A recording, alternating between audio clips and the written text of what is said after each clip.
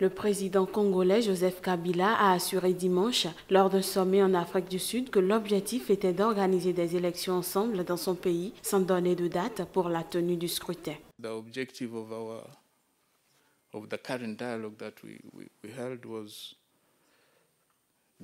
Les objectifs du dialogue actuel sont d'organiser des élections ensemble en tant que nation, partis politiques et société civile. Nous avons toujours ces objectifs en tête. And we still have that objective in mind and in our sights. De son côté, le président sud-africain Jacob Zuma a assuré que la République démocratique du Congo était désormais politiquement stable et que la situation sécuritaire s'était améliorée. We congratulate you, Mr. President, on the progress achieved. Nous vous félicitons, Monsieur le Président, sur les progrès obtenus jusqu'à présent et la façon dont vous avez mené ce processus.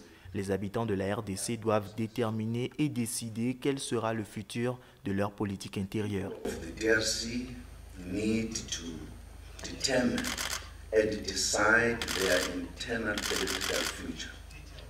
L'organisation d'une prochaine élection reste cependant incertaine. Le chef de l'État n'a pas précisé si cette élection serait organisée avant la fin de l'année, comme l'accord de la Saint-Sylvestre signé fin 2016 le préconise. En contrepartie, un Premier ministre devait être désigné par l'opposition pour diriger un gouvernement d'unité jusqu'à la tenue d'une présidentielle devant avoir lieu avant la fin de l'année, mais devenue de plus en plus hypothétique. Cet accord a entériné une décision de la Cour constitutionnelle qui maintient le président Joseph Kabila au pouvoir au-delà de la fin de son mandat qui s'est terminé le 20 décembre.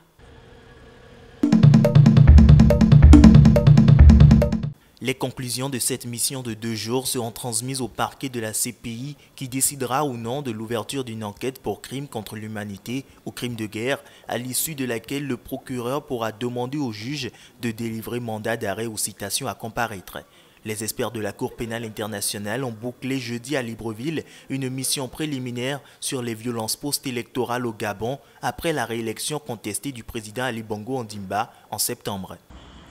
Il s'agit d'un examen préliminaire, il ne s'agit pas d'une enquête, au sens où nous ne sommes pas venus pour recueillir des témoignages, pour collecter des preuves, parce que nous n'avons pas le mandat à ce stade. Selon le gouvernement, la mission a rencontré des ministres, le rival du président Bongo, Jean Ping, qui se proclame toujours le président élu, et 15 ONG soutenant les victimes, ainsi que certaines chancelleries occidentales.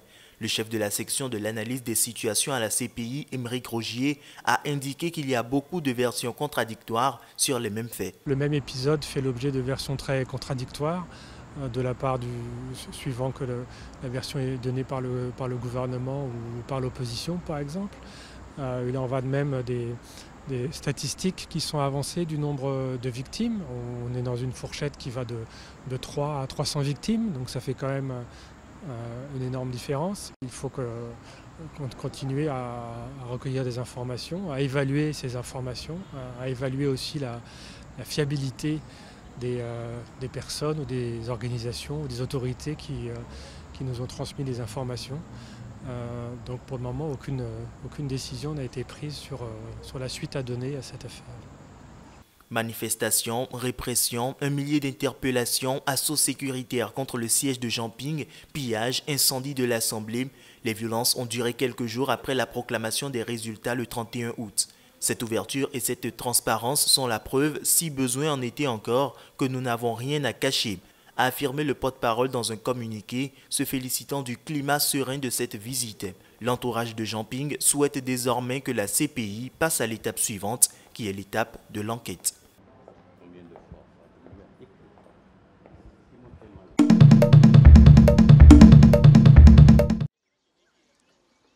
Jon Stewart et Stephen Hawking ne cherchent pas de la nourriture. Leur mission, détecter l'odeur d'explosifs.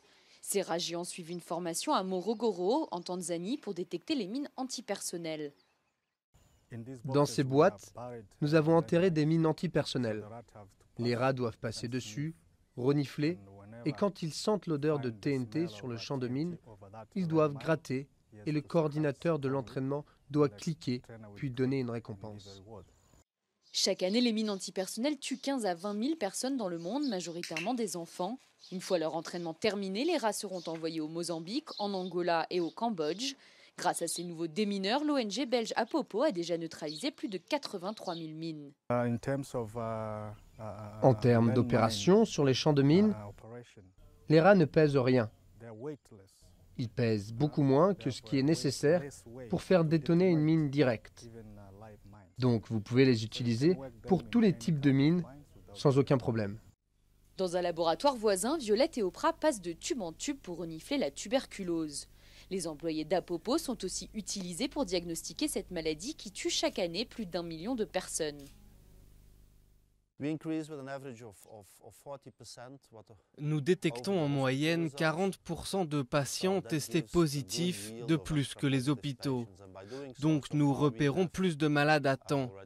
Je pense que nous avons déjà sauvé plus de 10 000 personnes. Le labo les avait testés négatifs, donc sans nous, ils auraient été renvoyés chez eux et ils auraient contaminé d'autres personnes. Un rat peut à lui seul passer en revue 100 échantillons en 20 minutes au lieu de 4 jours pour un laborantin. L'ONG belge Apopo ne compte pas en rester là. Suite à leur réussite pour les mines antipersonnelles et la tuberculose, la prochaine étape pourrait être la détection du cancer.